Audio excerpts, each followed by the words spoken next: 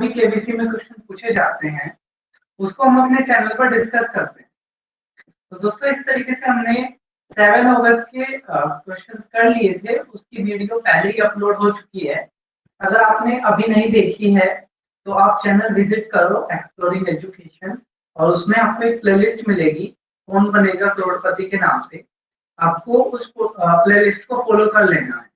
तो आज इस सीरीज की दूसरी वीडियो है, यानी कि जो 8 अगस्त को पूछे गए क्वेश्चन हैं, आज हम उन क्वेश्चंस को देखेंगे।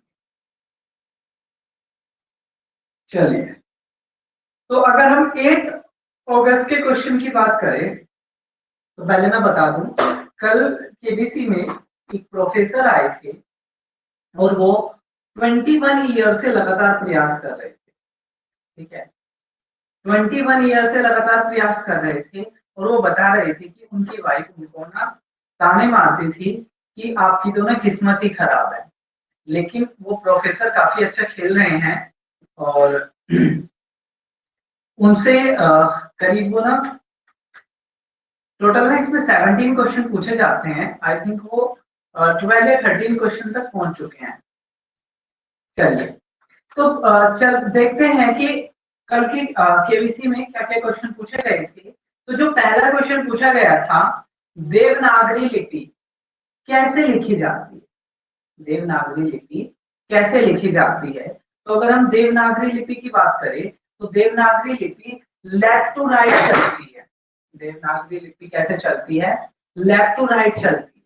जबकि शो में बताया, ये भी बताया गया था, एक्स्ट्रा इन्फॉर्मेशन भी अमिताभ बच्चन जी दे देते हैं जब वो आंसर बताते हैं, कि जो अरेबिक लैंग्वेज है वो आपकी, यानी कि उर्दू वगैरह, इसमें भी क्या होता है, आपका राइट टू लेफ्ट चलता है।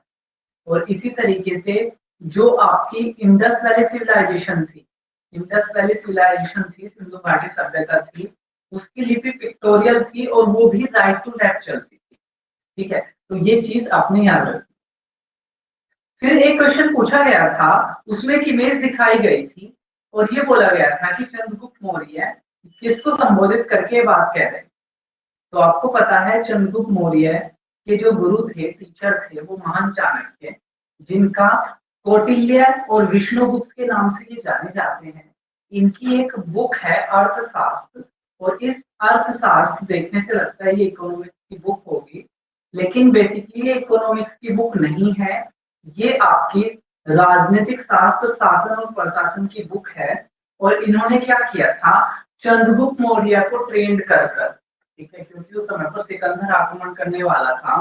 तो नंदवंश, जो आपका पहला अक्षत्रिय वंश भी माना जाता है, वो उस समय पर मगध की गद्दी पर था। तो इन्होंने एक चंद्रगुप्त नाम के शिष्य को ट्रेंड करके, और उसने क्या कर दिया, नंद वंश के धनानंद को ओवरथ्रोन करके गद्दी से हटाकर, और खुद क्या बन गया, नया शासक बन गया और मौर्य वंश की स्थापना कर। नेक्स्ट अगर हम क्वेश्चन की बात करें, वहां पे क्वेश्चन पूछा गया था कि इनमें से कौन सा सेशन नहीं होता। तो बेसिकली हमारे यहाँ पर 3 सेशन होते हैं, बजट सेशन, मॉनसून सेशन और विंटर सेशन। इसमें जो सबसे खास होता है वो आपका बजट सेशन होता है, क्योंकि उसमें क्या किया जाता है, उसमें भारत का बजट से रिलेटेड चीजें आपकी की जाती है, इस वजह से सबसे इम्पोर्टेंट। और एक और कई बार पॉलिटी में क्वेश्चन आ जाता है कि 2 सेशन के बीच में मैक्सिमम कितना गैप हो सकता है। तो 2 सेशन के बीच में मैक्सिमम 6 महीने का गैप होता है, क्योंकि हमारे कॉन्स्टिट्यूशन में कंपलसरी लिखा है कि एक साल में 2 सेशन होना बहुत जरूरी। ठीक है, इस वजह से आपका क्या है, 2 सेशन के बीच में maximum gap 6 month. Next, Munshi Premchand ji के बारे में एक क्वेश्चन पूछा था, शतरंज के खिलाड़ी, शतरंज के खिलाड़ी बुक किसकी है? तो शतरंज के जो खिलाड़ी है वो बुक मुंशी प्रेमचंद की है। और इसके ऊपर सत्यजीत रे ने क्या करा है, एक मूवी भी बनाई है। ठीक है, और एक ना अभी 2 दिन पहले की ही एक करंट अफेयर्स की न्यूज थी कि साउथ के एक खिलाड़ी पढ़ने करके कुछ है, वो उनका ग्रैंड मास्टर में सिलेक्ट हो गए। ठीक है, तो ग्रैंड मास्टर में अभी तक भारत के 98 खिलाड़ी सेलेक्ट हो चुके हैं और ग्रैंड मास्टर के लिए 18,000 पॉइंट होना जरूरी होता है, ठीक है। और शतरंज के जो खेल है इसकी शुरुआत भारत से ही मानी जाती है। नेक्स्ट है क्वीन ऑफ रणथंबोर। देखो क्या है आपका रणथंबोर का नाम आपने सुना होगा, रणथंबोर टाइगर रिजर्व। तो रणथंबोर टाइगर रिजर्व में एक आपका टाइगर है और उस टाइगर के सर पर ना, ठीक है, मछली की आकृति बनी हुई, ठीक है, और उसे क्या कहा जाता है, क्वीन ऑफ रणथंबोर कहा जाता है। तो क्वेश्चन यही पूछा था, ठीक है। देखो कितने अच्छे अच्छे लेवल के क्वेश्चन पूछे जाते हैं। तो क्वीन ऑफ रणथंबोर, ठीक है, और ये आपकी एक बाघ जिसके सर पर क्या बना हुआ है, मछली की आकृति बनी हुई है, ठीक है। तो ये आपका क्वेश्चन था।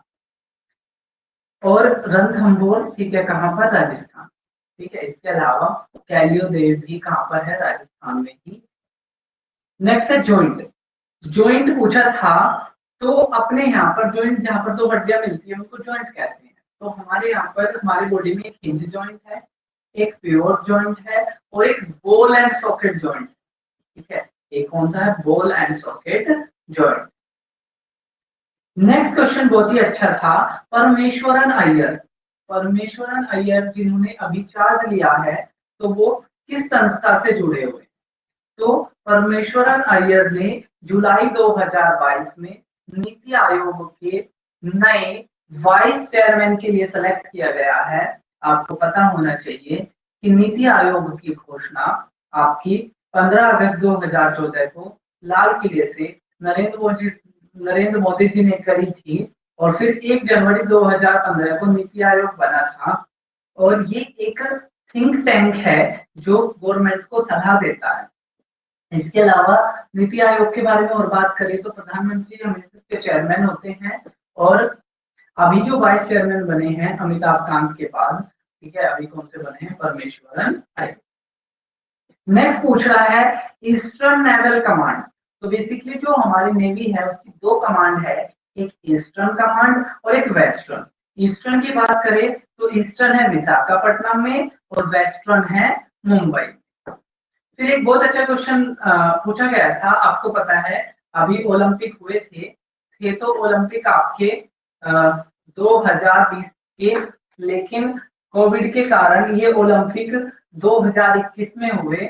और क्वेश्चन ये पूछा है कि जो आपके किस चीज को रिसाइकल करके, मतलब जो आपकी बार मेडल बनाए हैं, तो ये जापान ने क्या किया था, रिसाइकलिंग करके, यानी कि मेटल की रिसाइकलिंग करके तब मेडल बनाए थे। तो जापान इसके लिए जाना जाता है, जापान इस तरह के कार्यों के लिए जाना जाता है। और आपको एक और चीज याद रखनी है कि 7 अगस्त और 9 अगस्त, ठीक है, तो 6 अगस्त और 9 अगस्त जिसमें क्या किया था, हिरोशिमा और नागासाकी पर जापान के 2 शहरों पर बम गिराए गए। नेक्स्ट क्वेश्चन कह रहा है communication minister Ashwini Vaishnaw called for indigenous develop 5G network. तो मई 2022 में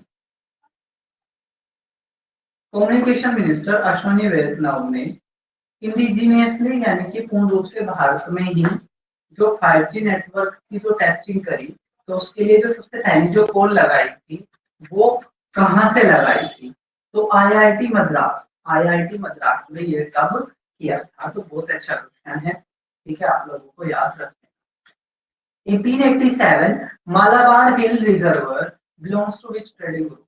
तो 1857 में मालाबार हिल रिजर्वर की स्थापना करी थी, किस बिजनेस ग्रुप ने करी, ठीक है, तो सप्रूजी पलानी ग्रुप ने 1887 में ऐसा किया।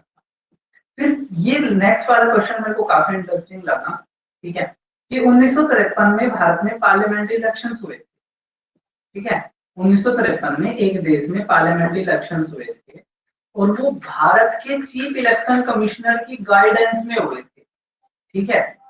तो आपको पता होना चाहिए कि भारत के पहले चीफ इलेक्शन कमिश्नर कौन थे, तो सुकुमार सेन। सुकुमार सेन भारत के पहले इलेक्शन कमिश्नर थे और सूडान के इलेक्शन, सूडान के इलेक्शंस इनकी देख रेख में किए गए। तो काफी अच्छा क्वेश्चन था ये। इलेक्शन कमीशन की बात करें तो इलेक्शन कमीशन आपकी 3 मेंबर बॉडी है, ठीक है, 3 मेंबर बॉडी है जो 65 या 6 जो पहले हो जाए, ठीक है, ये इनका टेन्योर रहता है।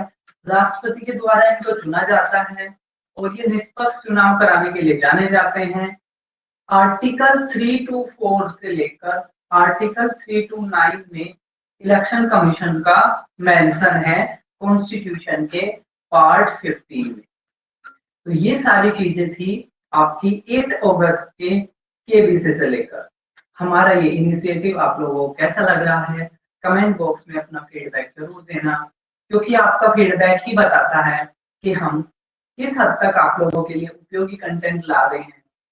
तो फिर मिलेंगे हम कल की केबीसी के क्वेश्चंस के साथ। तब तक के लिए टेक केयर, बाय।